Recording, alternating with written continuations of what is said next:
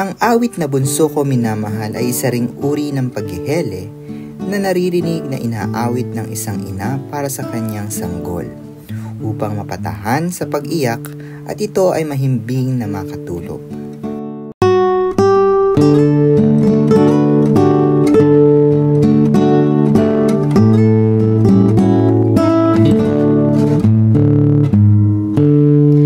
Punso ko magandang tunay, pinakamaganda sa lahat, mabait at masunurin, kaya naman matutulog na, hihimbing na ngayon gabi, punso ko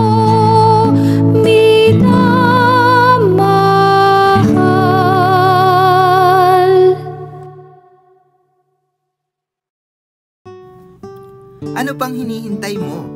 I-scan ang QR code para sa karaoke version ng katutubong awit na ito. Halina at ating awitin ang mga katutubong awit sa lalawigan ng Bulacan.